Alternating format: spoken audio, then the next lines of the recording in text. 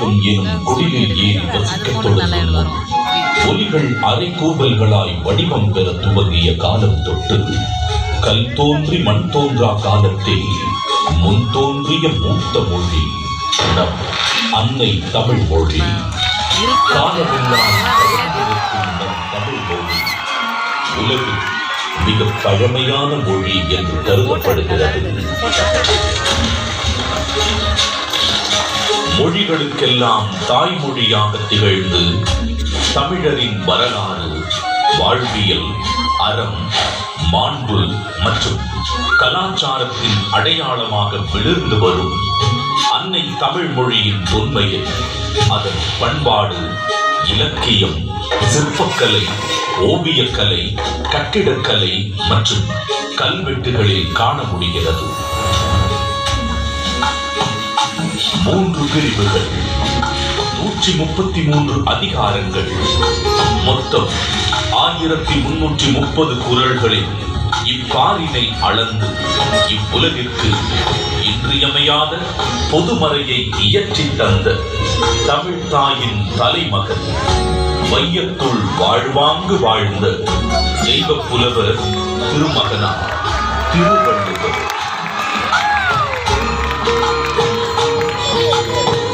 ஐயன் வள்ளுவனின் பிறந்த வருடம் தமிழக அரசால் கிமு 31 என்று வழங்கப்படுகின்றது.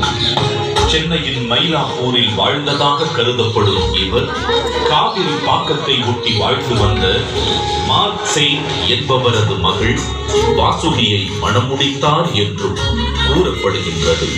தன்னை பற்றிய குறிப்புகள் மிக குறைவாகவே கிடைக்கப் பெற்றுள்ள போதிலும் தன் சொற்களால் தமிழ் கடத்தி சாதி மத வேதங்களை களைந்து மனிதத்தை உயர்த்தி பிடித்தவர் வள்ளுவர் திருமகனார்.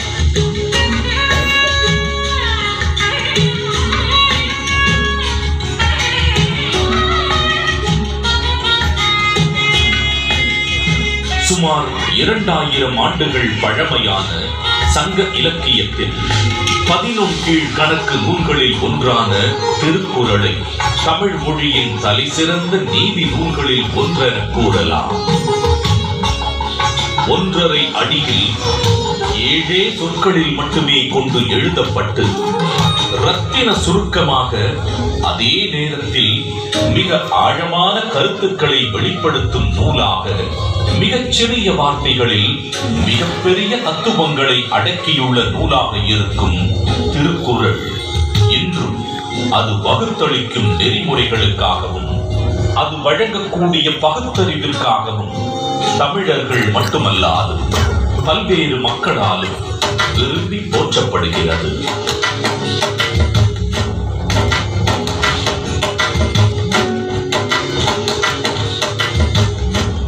அறம், பொருள், இன்பம் என்று 3 பிரிவுகளாக அமைய பெற்றுள்ள திருக்குறளில் முதல் பகுதியான அறம் எனும் பிரிவு மனித ஒழுக்கத்திற்கு அடிப்படையான மெய்யியல் மற்றும் தத்துவார்த்த கோட்பாடுகள் நிறைந்துள்ளன.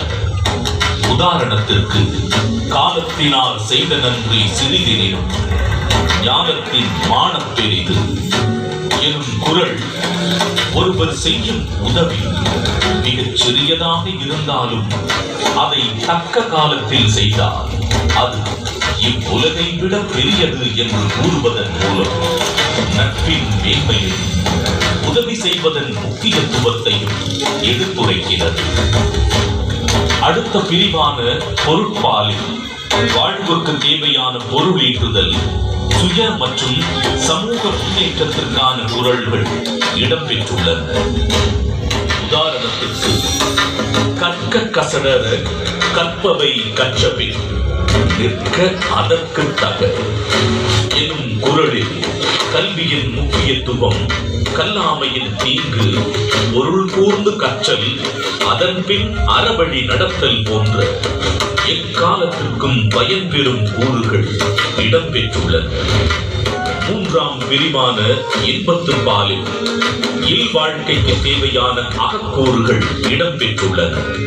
உதாரணத்திற்கு, உடம்பொடு உயிரிடை என்ன மற்றன மடந்தையொடு எம்மிடை நட்பு எனும் குறள் உடலும் உயிரும் பிரியாமல் ஒன்றாக இருப்பது போல இல்லற வாழ்க்கையில் இருப்போர் ஒன்றாக இருத்தல் வேண்டும் என்ற பொருளுடன் காதலின் சிறப்பையும் இல்வாழ்வின் மேன்மையையும் உணர்த்துகிறது. ஏறத்தாழ 60க்கும் மேலான உலகின் பல்வேறு மொழிகளுக்கு மொழிபெயர்க்கப்பட்ட திருக்குறள் உலகெங்கும் அதிக அளவில் மொழிபெயர்க்கப்பட்ட சமயம் சாரா நூல்களில் ஒன்றாக திகழ்கிறது. திருக்குறளின் இலக்கிய வடிவமும் பொருளடக்கமும் அதன் செம்மொழி தன்மையை வெளிப்படுத்துவதுடன் உலக இலக்கியத்தின் ஒரு மாபெரும் ஆவணமாகவும் விளங்கி தமிழின் தொன்மையையும் தமிழர்களின் பெருமையையும் இப்புவியெல்லாம் கொண்டு சேர்த்துள்ளது. வள்ளுவருக்கும் அவருடைய குறளுக்கும் பெருமை சேர்க்கும் வண்ணம் அன்றைய தமிழகத்தின் முதலமைச்சராக இருந்த முத்தமிழறிஞர் டாக்டர் கலைஞர் மு. கருணாநிதி அவர்கள் திருக்குறளுக்கு உரை எழுதியது மட்டுமல்லாமல் பேருந்துகளில் திருக்குறள், பள்ளி பாடங்களில் திருக்குறள், திருக்குறள் கவியரங்கம், திருக்குறள் ஆய்வு என எளிய மனிதருக்கும் வள்ளுவரை கொண்டு சேர்த்தார். அவரது புகழை நிலைநாட்டும் விதமாக 1975 தொடங்கி பல இன்னல்களுக்கு பின்னர் 2000ஆம் ஆண்டு குமரி முனையில் 133 அடி உயரமுள்ள திருவள்ளுவர் கற்சிலையை திறந்து வைத்தார். இதைத் தொடர்ந்து குமரியில் உள்ள திருவள்ளுவர் சிலையின் வெள்ளி விழாவை முன்னிட்டு விவேகானந்தர் பாறை, வள்ளுவர் சிலை இவ்விரண்டையும் இணைக்கும் விதம் சுமார் 250 அடி நீளமுள்ள கண்ணாடி பாலம் தமிழக முதல்வர் மு. க. ஸ்டாலின் அவர்களால் திறக்கப்பட்டது. இந்தியாவின் முதல் கடல் மேல் கட்டப்பட்ட கண்ணாடி பாலம் இது என்பது வள்ளுவருக்கு மற்றொரு மணிமுடி.